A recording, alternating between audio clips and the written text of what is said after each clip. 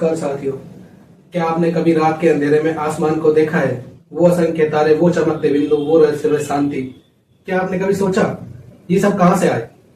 क्या इनकी कोई शुरुआत थी या ये हमेशा से है? आज हम ऐसी ही यात्रा पर निकलेंगे जहां समय और स्थान का कोई अर्थ नहीं। वहां सिर्फ एक सन्नाटा था और फिर एक विस्फोट ने सब कुछ बदल दिया। स्वागत है आपका ब्रह्मांड की रहस्यमय जानकारी में। 7 अरब वर्ष पहले पूरा ब्रह्मांड एक बिंदु में सिमटा हुआ था, असीम गर्म, असीम घनत्व वाला, जहां न समय था न दूरी। और फिर हुआ एक विस्फोट, बिग बैंग, जो सिर्फ विस्फोट नहीं था बल्कि समय और स्थान की उत्पत्ति थी। उस पल के बाद में ब्रह्मांड फैलना शुरू हुआ। ऊर्जा ने रूप लिया पदार्थ में और गैसों में। गैसें हाइड्रोजन और हीलियम बनने लगी। इन्हीं गैसों से आगे चलकर बने तारे, ग्रह, आकाशगंगाएं। धीरे धीरे गैस और धूल के बादल आपस में इकट्ठा हुए।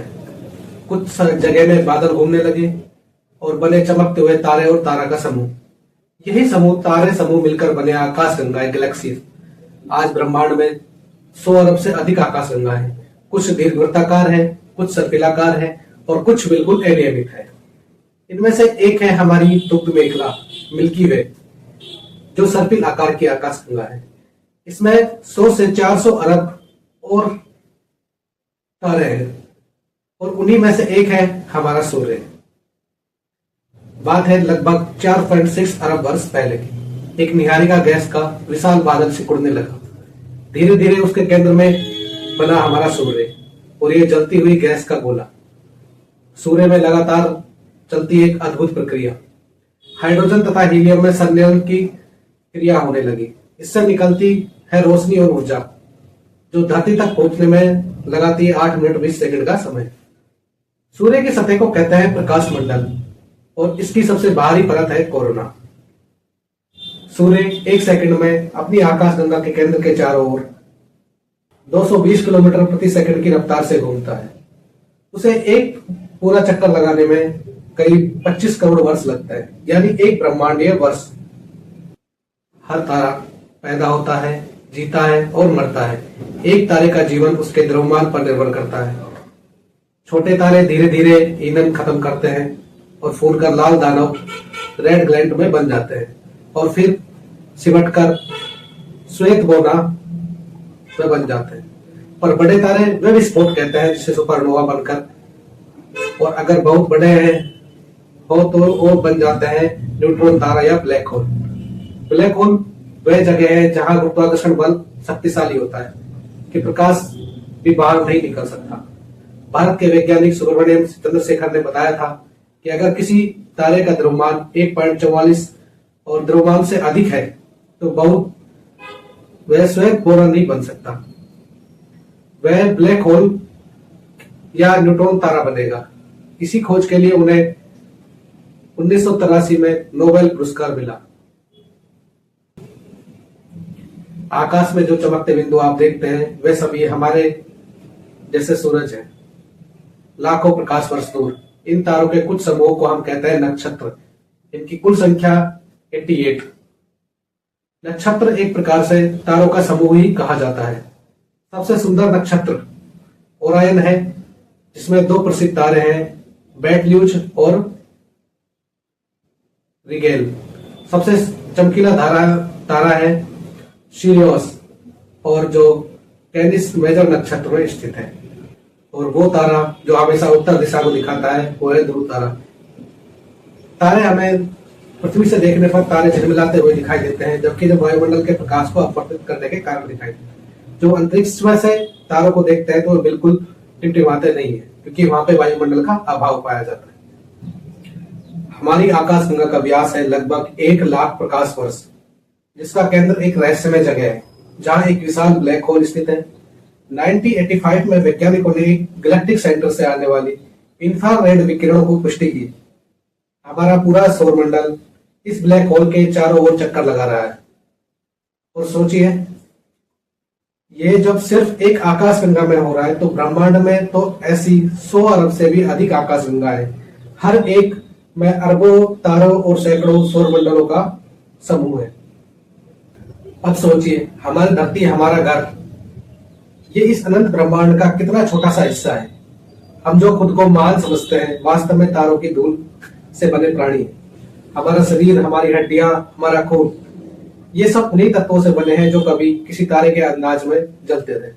यानी हम सब तारों के बच्चे हैं और एक दिन जब हमारा समय पूरा होगा, फिर हम उसी ब्रह्मांड में विलीन हो जाएंगे जहां से हम आए थे।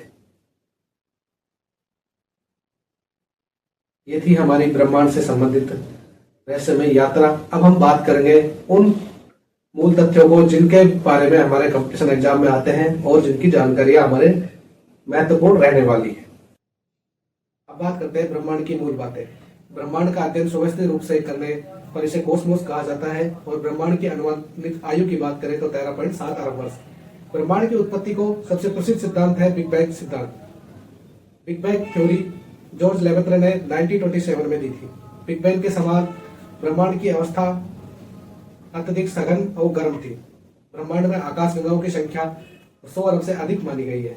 हमारी आकाश गंगा का नाम है दुग्ध मेखला या मिल्की वे। मिल्की वे अनुमानित तारे हैं 100 से 400 अरब। निकटतम आकाश गंगा है हमारी एंड्रोमेडा, जिसे मेसियर 31 भी कहा जाता है। आकाश गंगाओं के मुख्य आकार की बात करें तो 3 प्रकार से है, दीर्घवृत्ताकार भी है, सर्पिलाकार भी और अनियमिताकार। ये थी ब्रह्मांड की प्रमुख मुख्य मूल बातें। दूसरी है ब्रह्मांड उत्पत्ति की परिकल्पना। एक तत्ववाद, इसका मानना है कि ब्रह्मांड की उत्पत्ति एक पदार्थ से हुई है। उसी प्रकार द्वैतवाद, इसका मानना है कि ब्रह्मांड 2 पदार्थों से मिलकर बना है। गैसीय परिकल्पना जो हमारे कांत साहब ने दी थी 1755 में। निहारिका परिकल्पना लाप्लास ने देखी है 1796 में। राणु परिकल्पना परमाणुओं के टकराव से उत्पन्न ग्रहों के निर्माण की थ्योरी देता है। ज्वारीय परिकल्पना सूर्य से पदार्थ खिंचकर ग्रह बने हैं। उसी प्रकार युग्मित तारा सिद्धांत जो डबल तारों का समूह से टकराकर बने। बिग बैंग थ्योरी के अनुसार ब्रह्मांड की उत्पत्ति लगभग 13.7 अरब वर्ष पूर्व हुई है। अब बात करते हैं तारे के बारे में। तारे किससे बने होते हैं? हाइड्रोजन हीलियम गैस के मिश्रण से ही तारों का निर्माण हुआ है। तारों की ऊर्जा का स्रोत हाइड्रोजन हीलियम गैस में संलयन की प्रक्रिया के माध्यम से। सूर्य किस प्रकार का तारा है? तो सूर्य एक अनुक्रम तारा है। उसी प्रकार वो दानव रूप में भी प्रकट होगा, लाल दानव के रूप में। सूर्य का औसत तापमान की बात करें तो लगभग 6000 डिग्री सेल्सियस है इसका तापमान। तारे की मुख्यतः किस पर निर्भर करता है? तो द्रव्यमान पर। छोटे तारे अंत में किस में बदल जाते हैं? श्वेत तारा या काला बोना तारा के रूप में, जिसे ब्लैक होल भी कहा जाता है। विशाल तारों का अंत में किस में बदल जाते हैं? सुपरनोवा, न्यूट्रॉन, ब्लैक होल के रूप में। सॉरी, छोटे तारे किस में बदल जाते हैं? श्वेत बोना और काला बोना में। और जो विशाल तारे होते हैं वो सुपरनोवा और न्यूट्रॉन तारा या ब्लैक होल के रूप में भी बदल जाते हैं।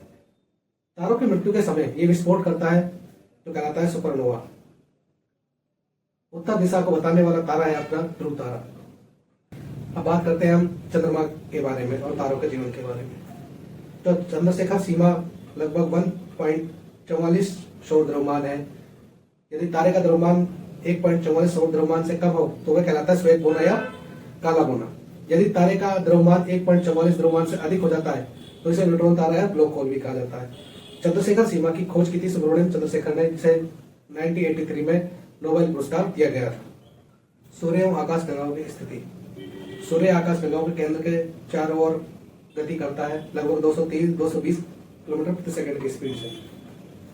सूर्य को आकाश गंगा का एक चक्कर लगाने में लगभग 22.5 से 25 करोड़ वर्ष पूर्व 25 करोड़ समय लग जाता है। सूर्य को आकाश गंगा का एक चक्कर लगाने में लगभग 22.5 से 25 करोड़ वर्ष का समय लग जाता है। आकाश गंगा का एक चक्कर लगाने की जो अवधि कहा जाती है उसे क्या कहा जाता है? ब्रह्मांडीय वर्ष। सूर्य को एक चक्कर लगाने में कितनी दूरी तय करनी पड़ती है? लगभग 27,700 प्रकाश वर्ष की दूरी तय करनी पड़ती है। अब बात करते हैं नक्षत्रों की। नक्षत्र क्या है? नक्षत्र तारों का समूह को ही नक्षत्र कहा जाता है।